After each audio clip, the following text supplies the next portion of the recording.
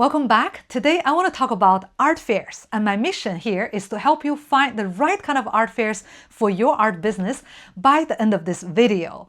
No matter if you're a young artist, never been to art fair before, or a seasoned, experienced, veteran gallerist, been to hundreds of fairs but now still looking for new markets and new opportunities, this video is equally made for both of you. I know it sounds like kind of too ambitious to say, one video solve everybody's problems. I do have a plan though. After visiting over 100 art fairs in Asia and in Europe, I realized that it's much easier to put them into boxes and then look at them from afar and analyzing each box, each category of art fairs and say which one is easiest to get in, and then how to get into this one and expand to the next one, how to make the most out of this one and then dominate this box and then grow out of the box and move to the next one, so you can slowly climb the art career ladder and taking over the market little by little, make a lot of money. So that's the idea of this video. I've taken a lot of notes. I've spent like a whole week preparing for it. And also the text I will publish as an article on our website. I will leave a link in the description below. Before getting into today's video, I also want to give a big shout out to our lovely patrons. Our two channels, the English one, Very Parrot Gallery, and the Chinese one, 非常艺术, we do not accept sponsors or advertising, or we reject any kind of money that would influence our words, our neutrality. So we only have two sources of income. One is the YouTube ads, which is not a lot, like, $20-30 a month, and the Patreon page. So we have a Patreon account. I will leave a link in the description as well if you would like to support us. If you do not have money to support us, it's okay. Just click on like and share and subscribe. It's free for you, and that's already plenty of support for us. Thank you very much. So now let's get into the nitty-gritty of the art business. So my idea is, after explaining each one, I will stick it to the wall from the hardest to get in to the easiest. The problem is that there are 14 sheets of paper. I don't think it will fit. So there will be overlapping. There will be a mess because also behind me, I will be covering a big portion of the wall. So let's try. If it does not work, it's okay because there is the article and you'll be able to see everything in written. So the first one is blue chip art fairs. Those ones are the hardest to get in. For example, Art Basel in Basel, Miami, Hong Kong, Paris. I've been to the Art Basel in Basel last year, and I'm going to Art Basel Paris this year. So if you're also going, let me know in the comment below. Frieze London, New York, Los Angeles, and Seoul. Frieze Seoul is rather a more recent chapter. I've never been to any of the Frieze. If you've been to Frieze, let me know what you think. And Arco Madrid and the Arco Lisbon. So those two arcos are the ones that I visit every year. And they are the biggest art fairs in Southern Europe, and they are organized by the same organization. So if you have never heard about them, it's not their problem, it's your problem, because they would not care. They've been here before me, and they will be here probably after me. So, Arco Madrid is not only very expensive to attend, money is secondary because money can't buy your ticket into the selection, because they have a point system. There are 11 jury members and 100 points per member. So you will have a total 1,100 points to accumulate.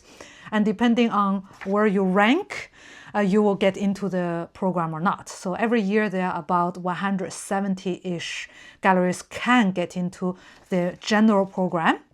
And then the other sections are invitation only. So, you might get invited if you're lucky, and likely, if you don't know them, you might not get invited, and you have to enter through the main program, which is way harder and way more expensive. So let me quickly go over the 6 points. Number one, gallery's exhibition project. So the dossier that you're going to submit, that is 35 points, also the biggest chunk of the point system. Number two, the quality and consistency of the exhibition program. So in the past, what kind of exhibitions you've made, 30 points. Number three, the presence of its artists in museums and institutional collections. So if your artist is famous and very well established, good for you, 20 points. Number four, past participation in Arco Madrid. If you have been there, great, But it's kind of catch-22. If you've never been there, you will not get in there. You will not get in there if you've never been there. Experience in other top-tier international fairs, such as Art Basel and Fries, which are actually harder to get into, by the way. So then number 6, that's 6 in Chinese sign language, media presence, including gallery listings and catalogs and other kind of, media coverage, like national TV, I guess, everything counts if you can find something, great. So you have to kind of collect your points and try to get as many points as possible in the dossier, in the CV that you're going to submit. And then the juries will see, how many points, and then you will have a result in the total point ranking. It's almost like SAT or something, like a college A-level exam is hard. If your gallery is not that established, so how you know if it's not that established? You just go to the ARCO website and see in your region, in your city, which galleries are already in the program. And then you compare yourself against those galleries, and you see, which are your weaknesses and which are your, strong points, and then you will see if you have a shot or not in this blue chip art fairs. They are definitely the hardest to get in, so I will put them in here, hard, the hardest. Number 2, regional top-tier art fairs. For your city, each city have like their city top. For example, London Art Fair, Art Madrid, Art Cologne, Seattle Art Fair, Art Dubai, Art Beijing. I know that from the sound of it, you already see the problem, that Art Dubai is different than Art Beijing. So for example, London Art Fair, I've been there myself. They feature around 120 galleries every year. Art Dubai is about 70, and Art Madrid is only about 40 galleries. So obviously, to get into a top regional art fair in a smaller region or in a weaker region. I say weaker, not like a weaker in terms of, manpower, but like weaker in art markets. So you could easily, let's say, apply downward. So maybe you are a gallery in London, but you can get into Art Madrid, but not necessarily London Art Fair, right? So you get the logic. The strategy is to get in through a smaller fair that you can qualify and then slowly grow back into your own region or into a bigger region.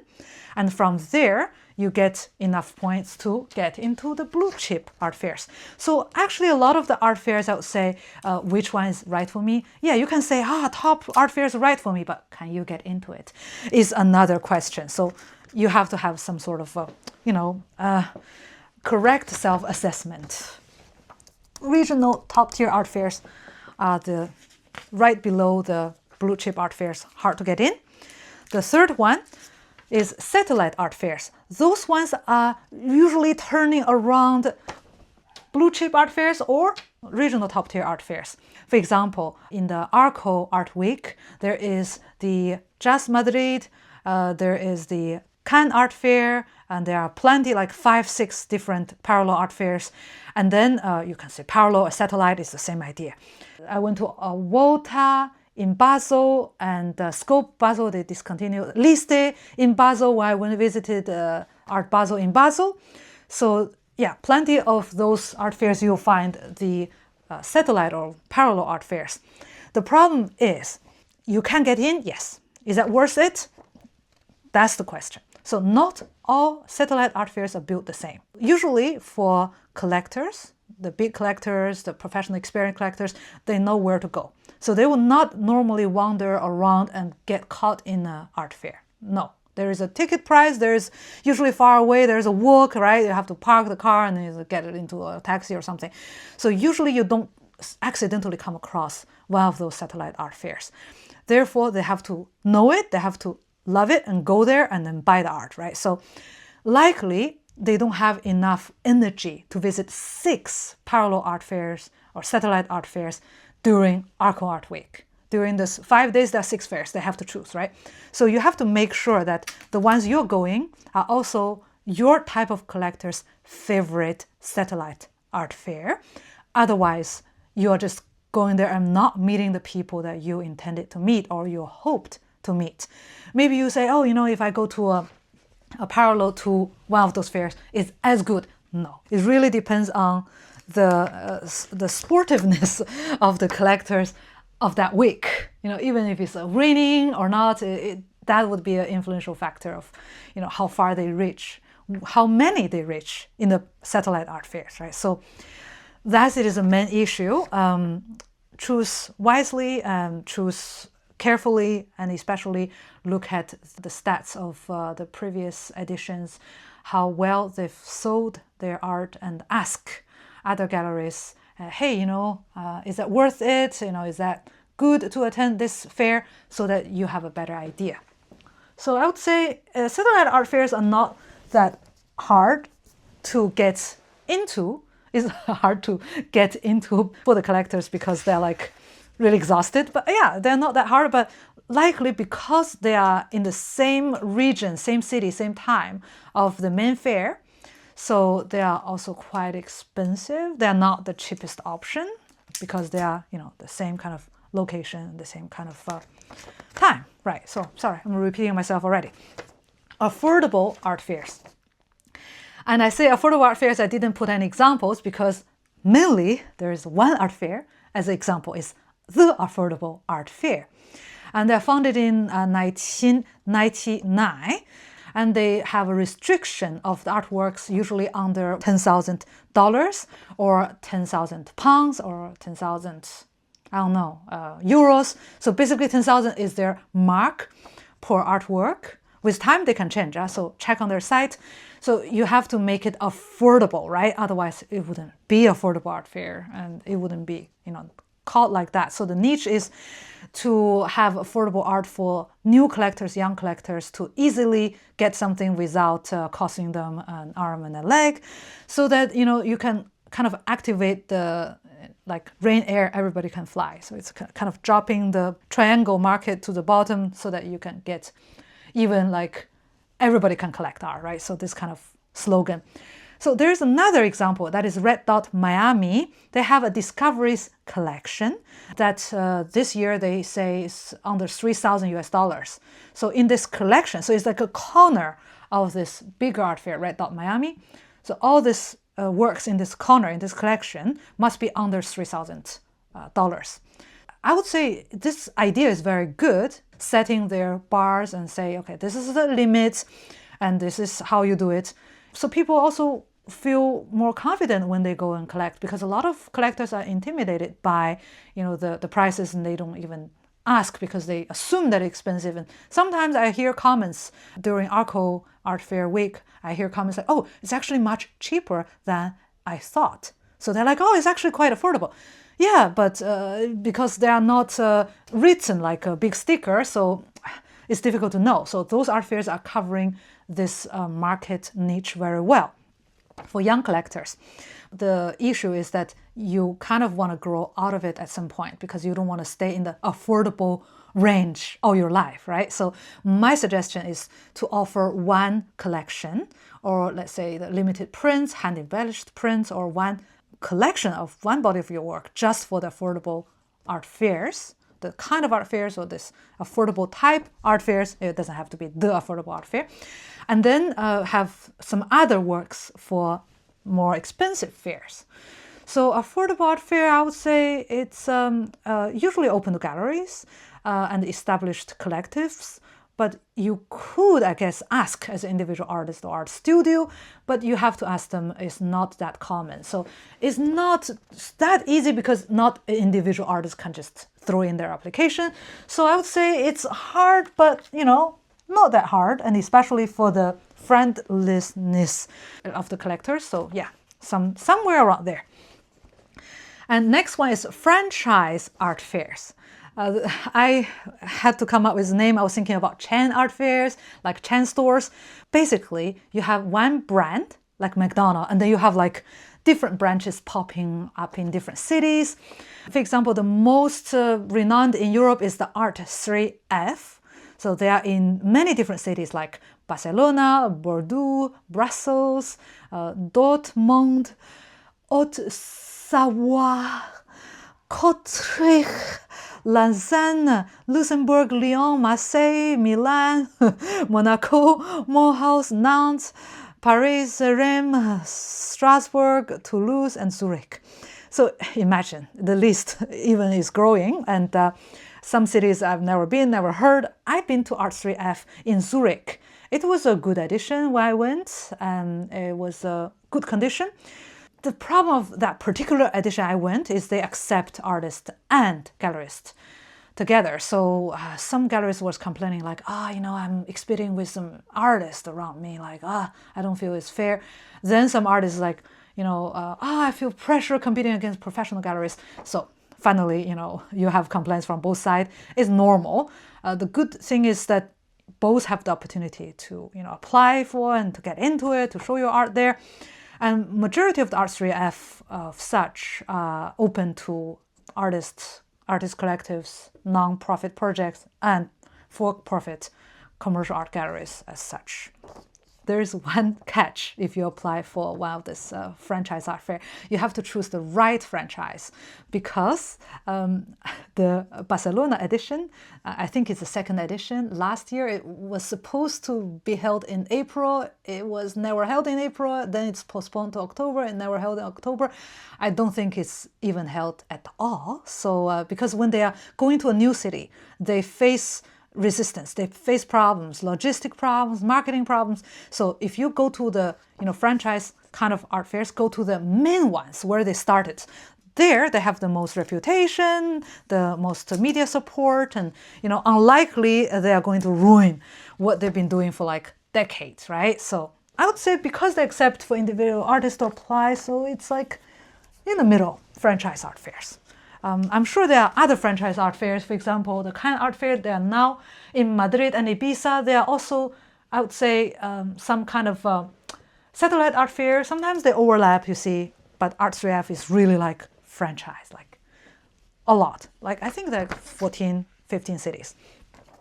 The next one is niche art fairs. Here I mean niche, I mean the media niche. For example, Paris Photo, Fig Bilbao is a works on paper in Spain.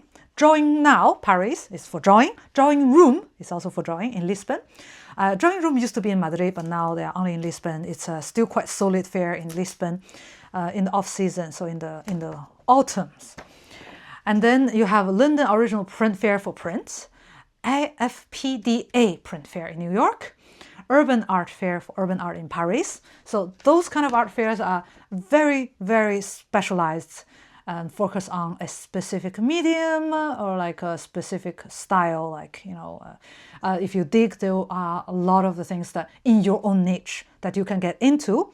So it's a very good way to find the precise audience that will love your art because they're there precisely for your kind of art, right? The problem is that it's really hard to stand out at those fairs because the competition is although smaller, but they're more intense, they're more concentrated. Imagine you may be the best, let's say, urban artist in a contemporary art fair of your section, like, the fair of your choice, maybe a satellite fair, or maybe it is a franchise art fair. But when you go to the urban art fair in Paris, you suddenly became like, I wouldn't say nobody, but you suddenly became just one out of 10,000 artists who are trying to make it there. Definitely you need to be an expert. You cannot just wander about and then get into those kind of fairs and then try to make a name. Likely you really need to know what you're doing and you really have a reputation and long-standing history within your niche. And likely you're not planning to leave your niche anytime soon because you're spending a lot of money to build your reputation in that domain. I would say it is almost harder to get into because it's more niche. So I would say, I would say here, there. The next one is art fairs for individual artists. And they are the other art fair, it's global. So there's US and Canada, and Super Fun Art Fair in the US and Clio Art Fair in New York. Mainly those examples are from North America. And I've never been to North America, so I've never been to the fairs myself, but I made several interviews to artists who had been to Super Fun Art Fair, the other art fair, visiting and participating. So I will put the link for each example in the description below. So if you want to dig deeper, you can see, okay, like this is the video, either the vlog I shot in English or Chinese about the fair or an interview, that is provided by artists in our community. You will find plenty of information. If you want to dig, just click on the box, expand the description box below, and you'll see all the links. Those kind of individual artist art fairs, the good thing is you don't need a gallery, so even if you are a solo artist, solopreneur, you are welcome to join. But there are some hidden problems, not only like the logistic problems that you have to handle as a solo artist, maybe it's overwhelming, but also sometimes you come across difficulties such as charging people, because you need like the point of sales machine, right? And maybe they charge you extra when you sell something, when they have like a centralized sales system. For example, the other art fair, they charge, if I'm not wrong, 18% commission on sales on top of the booth fees. Okay, it's easier to get in because you don't need a gallery, but then finally you need to take care of your logistics, the payment, even on top of the commission. So there are burdens. And sometimes galleries share the burdens with artists, or artists can share the burdens with galleries or other artists, but here you are completely on your own. And you do need to kind of rehearse and research and make sure that you know what you are getting into. Otherwise, it can be a lot of money, a lot of time spent, trips and logistics for nothing if you don't have the point of sales machine, right? So, or couldn't come up with certificate of authenticity, or couldn't come up with anything can happen, right? So some of them even rent extra lights. So it's so finally you might be able to afford just the booth, but then other costs can be overwhelming. So I would say it's on the easy side, but it's not that easy because of the prices and the logistics and all this pressure that you have to face. So it's on the easier side, but it's not completely. The next one, alternative location art fairs. Those are my personal favorites. For example, hybrid art fair is in the hotel rooms. Flecha art fair, I just visited, is the last fair that I visited just 10 days ago in Madrid, in a shopping mall for 36 years or something like that, in a shopping mall. It's amazing. And then accessible art fair in Brussels in the hotel lobby. So, okay, hotel lobby is still somehow normal, not in the hotel rooms. The others art fair, it's not the other art fair, it's the others art fair in Torino in a training center. So it's in a classroom and, in different classrooms actually. So the alternative location art fairs, they are very special. So your art needs to fit well with the environment. Let's say you do performance or you do very intimate photos, it's perfect for hotel rooms. If you have something like art toys, it's also very good for shopping mall. Especially in a shopping mall, there are families, right? They're family with kids, and maybe the kids is oh, I love this animal figure, or also the works, you need to make sure that it's affordable enough in the setting. If you charge more than, let's say, what affordable art fair is charging, likely you will not sell in this kind of special environment, because those environment the collectors can just randomly walk into. They go to shopping mall for a movie or to have a coffee or lunch with friends or colleagues or with family, and they see the art, they're I love it, I want to buy it. Obviously, they're not going to carry 10,000 around in their pocket. They might not have all the money accessible with the idea of acquiring a big piece of art in mind. So likely it has to be friendly, smaller, cuter, better appeal to the general population, this type. You just have to research on the location and see what kind of art that you're going to bring that is the best for the location. So when you make the booth, it's almost like an installation work. So you have to study very much, how to kind of project your result before you even start your application. Alternative location art fairs, I would say it's easier, especially, for example, hybrid art fair is in the hotel room, is really also not expensive. Flecha art fair, by the way, is even free for artists, but you have to be selected. It's free for their artists. They have 800 artists on their platform, become their artists, get selected, your artist there for free. Yeah, so it's not too difficult to get into one of those, but you have to know what you're doing, because you can get surprised by the the realities of the presentation. And it can be a good surprise, it can be a bad surprise depending on your expectations. So the problem is you, because they've been doing it for like, decades and decades. So if you couldn't adapt, it's your problem, and likely it's a lot of homework in advance. I would say that is the most homework in advance, because if you have never been there or never shown there, you cannot really imagine what difficulties that you will encounter. Group show art fairs. The name says it all. So it's like a group show.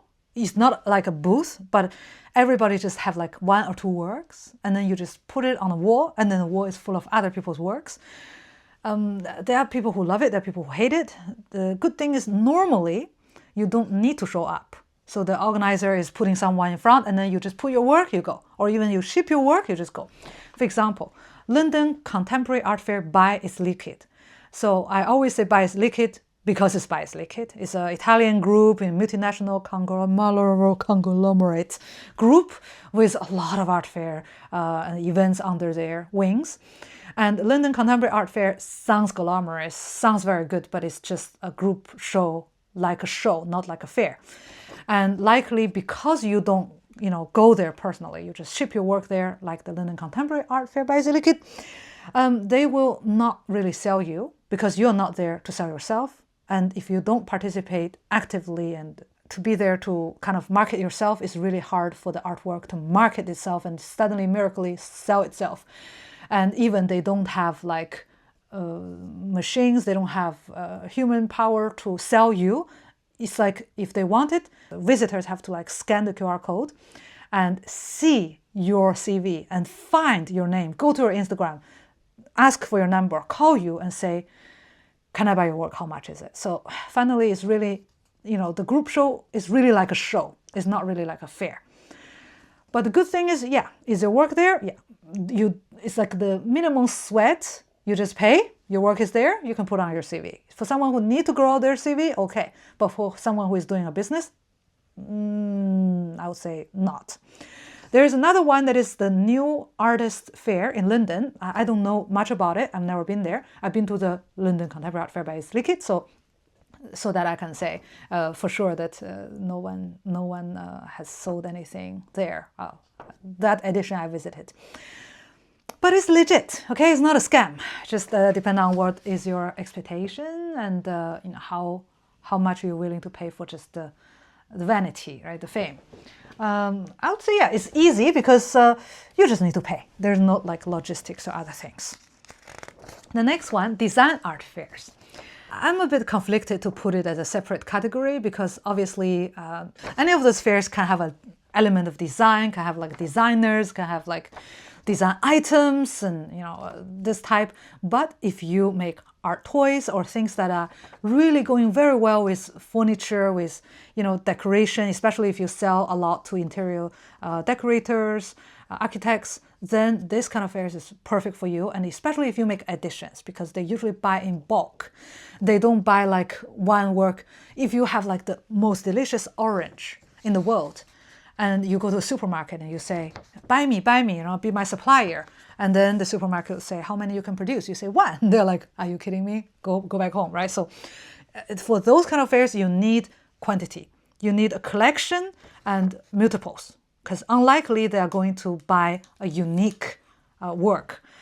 Unlikely. It's never say never, but because the designers, they have to come up with a catalog when they design for one customer, like hotel rooms. They need like similar works, for all of their rooms, and not very different works from one room to another, right? Because they need to keep their corporate identity, the consistency. They need to deliver, something that people expect. They know what they're getting, right? So it's not like a surprise each time, a Pandora box. So additions, art toys, plenty of works, similar works, this one.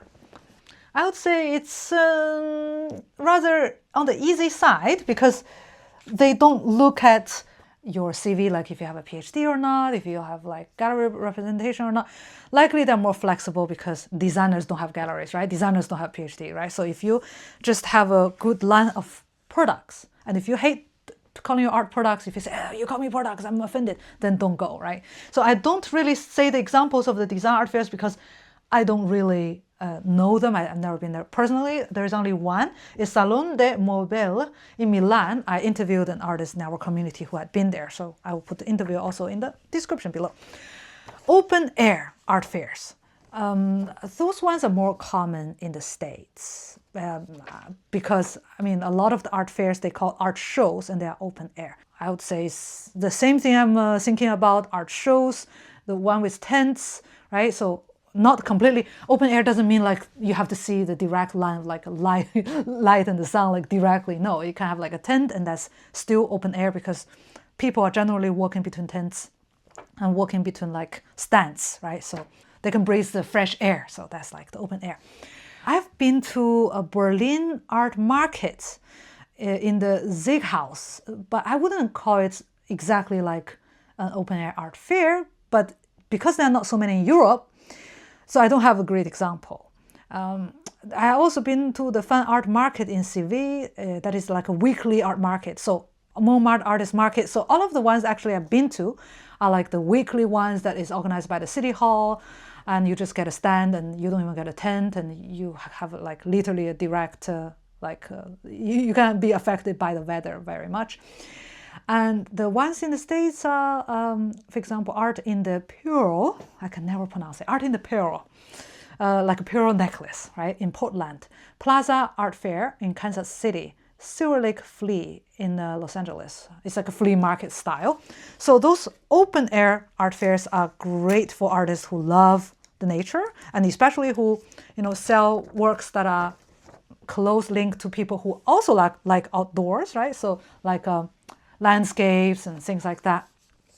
And also whose works are not that fragile. So if there's a wind, there's a freezing weather, it's too hot, and there's the sun, so your work will not get damaged. For durable kind of outdoor sculptures, perfect. So I would say it's on the easy side because you don't have to prepare a lot. And also sometimes you can go there just, weekly to the City Hall stand that costs almost nothing, symbolic. So I would say that's definitely friendly for individual artists and not friendly for professional senior artists or like galleries or like, or even artist collectives because it's a tiny stand. It's for solo artists. The next one, co-op art fairs. Those ones are very special. They are similar to the open air art fairs. The organizers usually are there not to make a profit, but to support the artist community. Sometimes they just say it's nonprofit. Sometimes they register as a 501c3, the type of like a nonprofit organization in the US. I've been to the Parallax Art Fair in London, so it's organized in the Town Hall of Kensington Town Hall, like in a public location. And it's very cheap. It starts from £35 to a tent, but starts from. Usually people pay like 100 something. But 100 something is still very fair for a weekend fair in a very good location and not that expensive at all. And normally after that, they don't charge you a commission because, hey, it's co-op, right? So they are not there for the money. But also the problem is that they are not there to spend their money for your art as well. So there's almost no marketing, there's almost no press. And I went there and I see the signs of no picture everywhere. It's like, do you even know what you're doing? But that's the fair organizer's decision. If I'm a fair organizer, I would say, you have to allow photos, otherwise don't come to the fair. But that's their decision. You see, co-op, that's their like kind of a mindset. Then there are other, in the US, is the New Art Dealers Alliance in Miami and New York. Butter Fine Art Fair in Indianapolis. And Geneva Art Fair in Geneva, Illinois, not the Geneva in Europe. So those are the examples. Since I've only been to the one in London, I can only speak for the one in London. So my experience is good to kind of get a taste of art fairs, to see what it is, to get experience, to have like the initial steps because it's affordable and because it's, in a predictable environment. Normally, they have the sponsor of a government organization. So it's legit, but likely you will not get an overnight fame from attending those fairs. You might sell, but you might not. But the problem is you will not get too much media coverage. That's a considerable thing, because one thing that you want to go to get is the media coverage so that you will one day qualify for the blue chip art fairs. So it's rather easy. They cost money, but not that much money. And you can sell, and you're protected from the sun and the rain. So I would say it's on the easy side. Second last, we're almost done, art and antique fairs. I've been to one just in 3 weeks ago in Budapest called Art and Antique Budapest. So they are the really good examples of such art and antique fairs. So there's art, then there's antique. So in art, there's modern art, contemporary art. There is only probably one new media artwork. There's not cutting, bleeding edge, but there are a lot of conservative collectibles, like coins, like old books, and so all the antique furnitures and silverwares and jewelries or such. So if your art is very traditional in style or in technique, you could try to get into one of them. Not only that artist can go. No, it's antique doesn't mean that it has to be 100 years old. It can be a fake antique. I mean, looking like antique but not antique. You just say it's not antique. It's okay. Some fairs allow this kind of imitations because it's a style. It's not, you're not trying to imitate. Some fairs do not allow it. They're more prestigious. For example, TIFAF, you probably have heard about in Maastricht and New York. Oh, my pronunciation. Frieze Masters in London. Arte in Madrid, I went there as well. So Arte is 75% antique and 25% art. And there's only one contemporary art gallery because the gallery's owner's mother used to come as an antique store owner. So it's another story. But basically, depending on the proportion, you have better chance or less chance. Brafa Art Fair in Brussels, very famous as well. The Winter Show in New York. So those are the ones that are primarily focused on antiquity, but artists alive can also have a chance to show, although it's not their focus. I would say because it's a less chance because it's not their focus, so I'll put it somewhere in the middle. So now it's right directly behind me. Not that practical, the war idea. So the last one is the context-driven art fairs. Why is it context-driven? I mean the culture, the region, but if I say region, it will get confused with the regional top-tier art fairs, right? So the context is the cultural context. For example, 1/54, so 1 to 54, contemporary African art fair in London, New York, Marrakesh, that's focused on African and related diaspora art. And also known as Africa in Paris, again African art. Mira Art Fair, focused on Latin American art, held in Paris. Darwin Aboriginal Art Fair in Darwin. There are a lot of Aboriginal art fairs in Australia. I just use one example. I lived in Australia, but I've never been to one of those fairs. There are plenty. If you're Aboriginal Australian artist, likely you're not, statistically, if you're watching this video.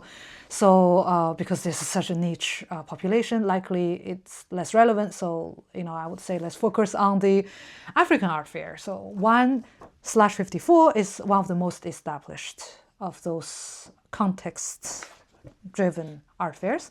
If you have a better name, let me know in the comment below because I'm looking for a better way to describe it. So it's quite successful. A lot of galleries who represent African or African origin artists, they go there to show their work. And I would say it's a beautiful idea to focus on one culture. I'm surprised that nobody's focusing on Asian art yet. I've done my research, I've asked around, I've asked ChatGPT, but no, there is no such art fair. It is quite interesting if you have a special origin, like if you are not 100% Caucasian, like if you have if you have some African blood or Latin American roots, of course, if your art also shows that you have such cultural influence, then I would say go to those art fairs or ask your gallerist to bring you to those art fairs because I feel like the audience know exactly what they're looking for. This is definitely one of the most interesting if you you have like some kind of backstory to tell. And I feel like it's really important to tell your backstories because that makes you, right, special. So do not kind of hide or ignore those stories. Dig them up and you discover there's a whole market waiting for you. There are platforms, there are galleries and opportunities for you to explore. Because they're quite specific about, context-driven, it's like you do need to put up together a CV and, to demonstrate your linkage to the context. So I would say still somewhere in the middle. There. So now you have everything. I aim to have this video over within 45 minutes. That is like one standard session of a class. So now it's you have everything and you can see I'll take a picture and post it on the website as well. All right, so I hope this video is helpful, and by now you might have kind of chosen a specific type of art fair, either for your gallery or for your collective or for yourself. The more art fairs visit, the more I realize there are many different ways, even if when they say your gallery must be 2 years old, and sometimes they are flexible. If you're 1.5 years, they still accept you because by the time they choose you, by the time you show your art, it will have been 2 years old, right? Even if they say only galleries or collectives, but if you just join the collective, right? And then represent yourself there, just make a collective, right? So there are many ways, I wouldn't say like shortcuts, but there are detours, but there are ways. Even if you see like there's no way in, there is always a way. I hope you will have a lot of success from the inspiration of this video and go out there and show the world what you're made of. All right, so thank you very much for watching this video and hope to see you in the next.